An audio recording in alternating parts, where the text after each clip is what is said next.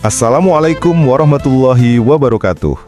Selamat datang kembali sahabat sekalian di channel kita, tempat di mana kita membuka lembaran-lembaran kuno untuk menemukan cahaya di masa kini.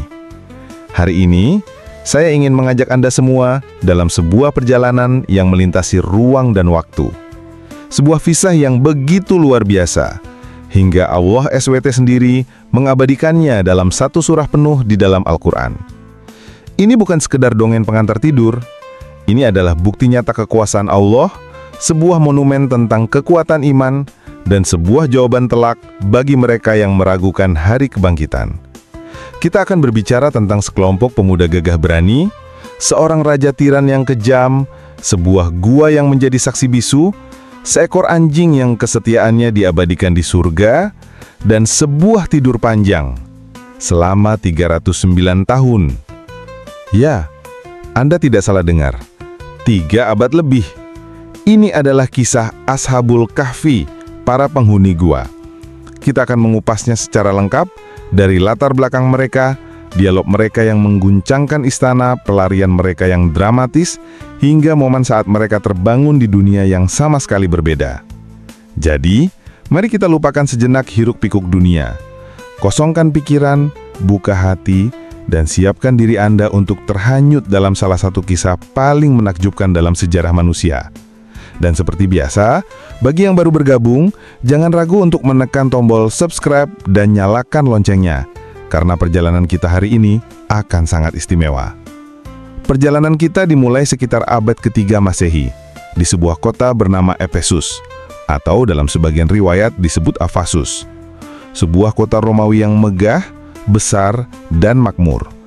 Namun di balik kemegahannya, kota ini diselimuti kegelapan pekat. Bukan kegelapan malam, tapi kegelapan sirik. Penduduknya di bawah perintah seorang kaisar yang kejam bernama Decius atau Dakianus, diwajibkan untuk menyembah berhala. Mereka membuat patung-patung, memberinya nama dewa-dewi, lalu bersujud dan mempersembahkan kurban untuk benda-benda mati itu. Siapapun yang berani menolak, siapapun yang berani berkata, Tuhanku hanya satu, Tuhan langit dan bumi, maka pilihannya hanya 2, kembali menyembah berhala atau mati dengan siksaan yang mengerikan. Di tengah masyarakat yang rusak inilah hiduplah beberapa orang pemuda. Mereka bukanlah orang biasa. Riwayat menyebutkan mereka adalah anak-anak para bangsawan dan pembesar istana. Mereka punya segalanya, harta, kedudukan, dan masa depan yang cerah di mata dunia. Nama-nama mereka seperti yang dikenal dalam riwayat adalah Maksalmina, Yamlikah, Martunus, Kastunus, Bairunus, Danimus, dan Yadbunus.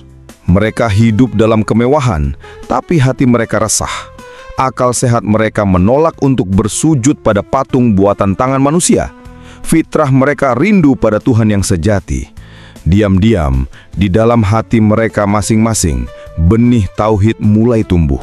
Allah, dengan rahmat-Nya, menautkan hati mereka.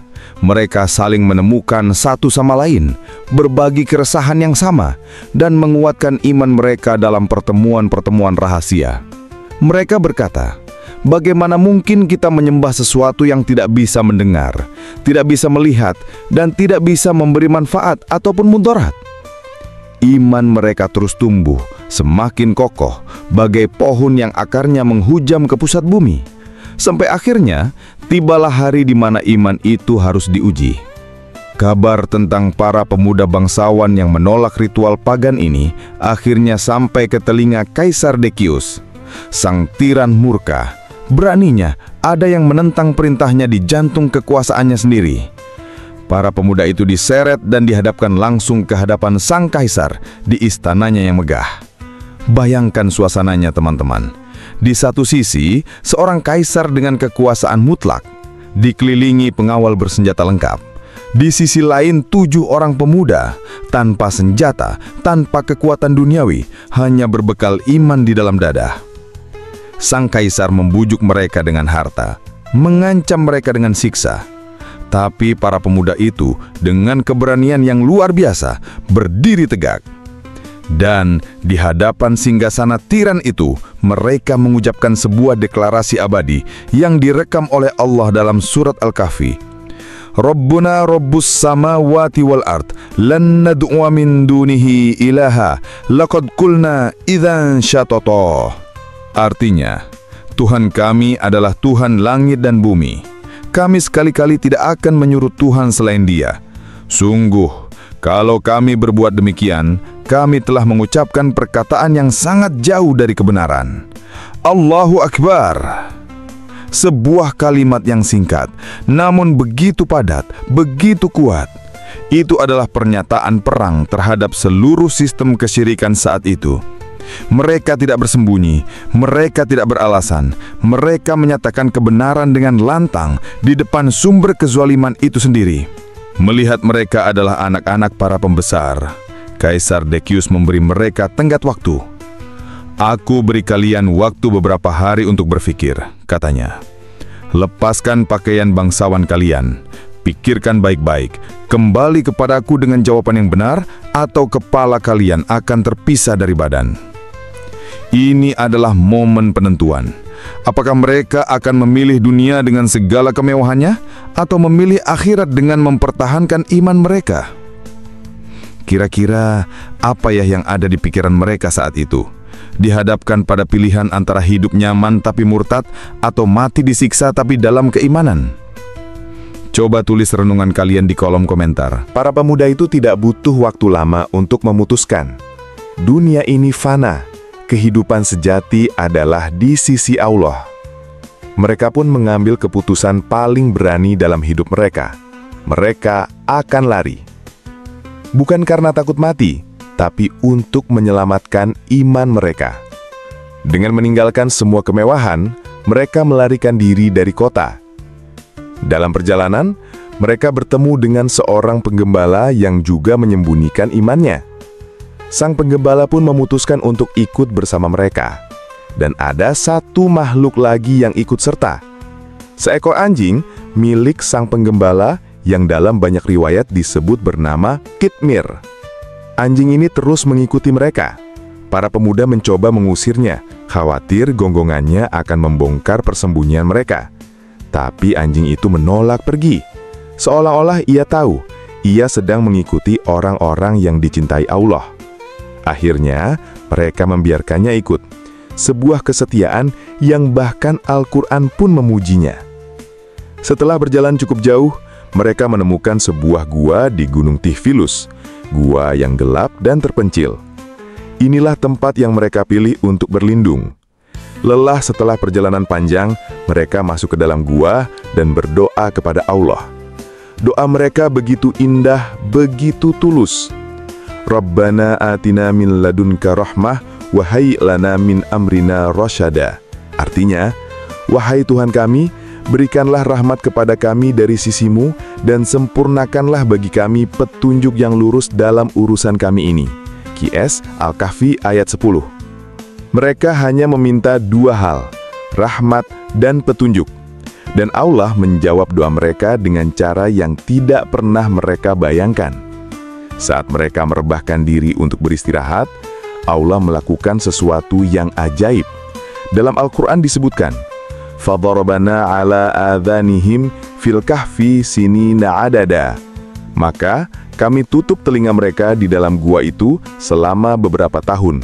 QS Al-Kahfi ayat 11. Kata kami tutup telinga mereka adalah sebuah kiasan untuk tidur yang sangat-sangat lelap. Tidur yang tidak bisa dibangunkan oleh suara apapun. Mereka tertidur. Sang pengembala, Qitmir, dengan setia menjulurkan kedua kaki depannya di mulut gua, berjaga. Dan disinilah keajaiban besar lainnya terjadi, sebuah perlindungan ilahi yang sangat detail. Allah berfirman, dan engkau akan melihat matahari ketika terbit, condong dari gua mereka ke sebelah kanan, dan bila matahari terbenam, menjauhi mereka ke sebelah kiri. QS Al-Kahfi ayat 17. Artinya, gua itu menghadap ke utara. Saat matahari terbit dari timur, sinarnya tidak langsung mengenai mereka. Saat menerbenam di barat, sinarnya juga tidak mengenai mereka. Mereka mendapatkan cahaya dan kehangatan yang cukup tanpa harus terpapar sinar matahari langsung yang bisa merusak tubuh mereka. Maha suci Allah dengan segala perencanaannya. Tidak hanya itu, wa nuqallibuhum dzatal yamini wa dzatas shimal, dan kami bolak-balikan mereka ke kanan dan ke kiri. QS Al-Kahfi ayat 18. Seperti seorang perawat yang merawat pasiennya, Allah menjaga tubuh mereka agar tidak rusak atau luka karena berbaring terlalu lama di satu sisi. Sebuah detil yang baru dipahami oleh ilmu kedokteran modern ribuan tahun kemudian. Hari berganti hari, minggu berganti minggu, tahun berganti tahun, dekade berganti dekade, abad pun berganti. Dan mereka semua masih tertidur lelap di dalam gua, dalam penjagaan langsung dari Tuhan semesta alam. 300 tahun surya, atau 309 tahun dalam perhitungan kalender bulan, telah berlalu. Atas izin Allah, para pemuda itu pun terbangun. Mereka membuka mata, meregangkan tubuh, dan saling memandang. Salah satu dari mereka bertanya seperti yang diabadikan dalam Al-Quran. Kam labithtum, berapa lama kalian tinggal di sini? Yang lain menjawab, labithna yauman au ba'da yaum, kita tinggal di sini sehari atau setengah hari. Mereka mengira baru tertidur dari pagi hingga sore. Mereka sama sekali tidak sadar bahwa dunia di luar gua telah berubah total. Pemerintahan telah berganti kali-kali. Generasi demi generasi telah lahir dan mati. Rasa lapar mulai terasa. Mereka pun mengumpulkan uang perak yang mereka bawa. Lalu salah satu dari mereka yang melikah ditugaskan untuk pergi ke kota membeli makanan. Sebelum pergi, yang lain berpesan, hati-hatilah, pergilah dengan menyamar dan jangan sampai ada yang tahu tentang kita. Jika mereka tahu, mereka akan menyiksa atau memaksa kita kembali ke agama mereka. Mereka masih berpikir Kaisar Decius yang kejam itu masih berkuasa di luar sana. Yamlikah pun berangkat. Saat ia mendekati kota, ia tertegun. Gerbang kota berbeda, bangunan-bangunannya terasa asing. Pakaian orang-orang yang ia temui pun aneh. Tapi yang paling membuatnya syok adalah ketika ia melihat di atas gerbang kota terpampang sebuah bendera dengan tulisan La ilaha illallah, Isa ruhullah. Tiada Tuhan selain Allah, Isa adalah ruh Allah. Ia mengucak matanya. Ia bingung. Bukankah menyebut nama Allah adalah sebuah kejahatan di kota ini? Dengan perasaan campur aduk, ia pun memberanikan diri masuk ke pasar untuk membeli roti.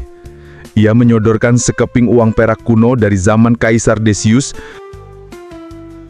Penjual roti itu terbelalak. Ia membolak-balik koin itu.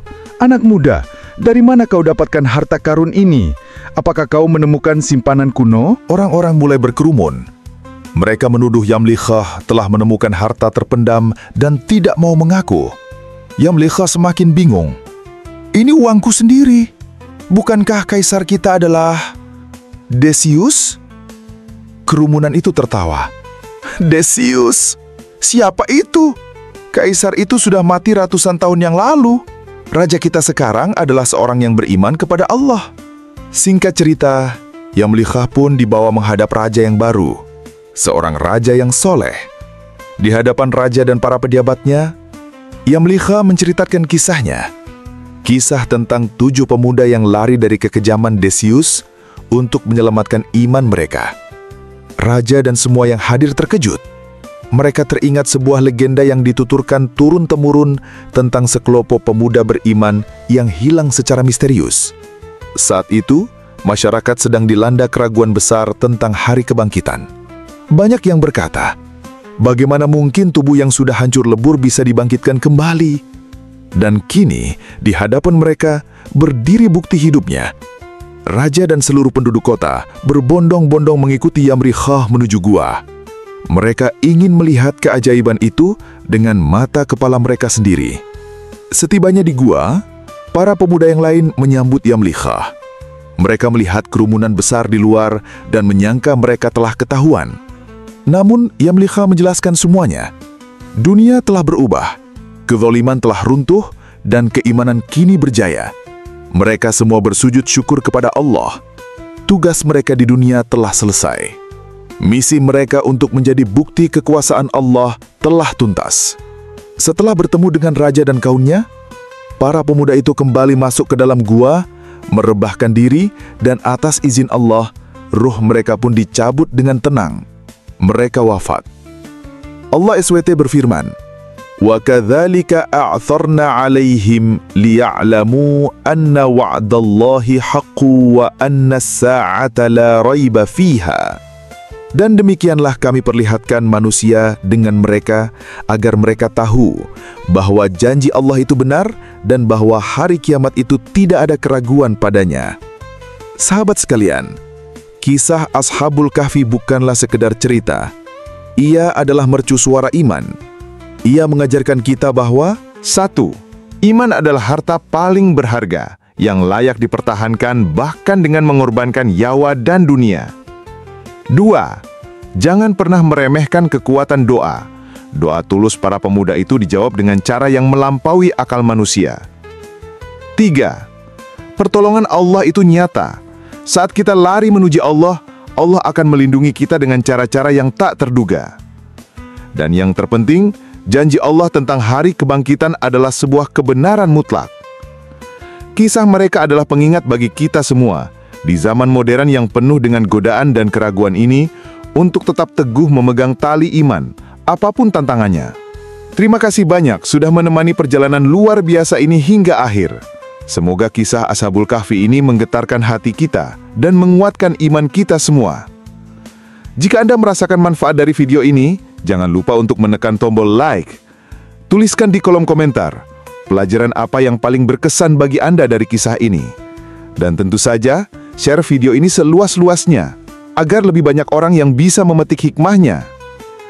Bagi yang belum, mari bergabung dengan keluarga besar kita dengan menekan tombol subscribe. Saya Cikgu dari channel Senandung Jelata, mohon pamit. Sampai jumpa di kisah-kisah penuh inspirasi berikutnya. Tetaplah menjadi pribadi yang imannya sekuat para pemuda goa. Wassalamualaikum warahmatullahi wabarakatuh.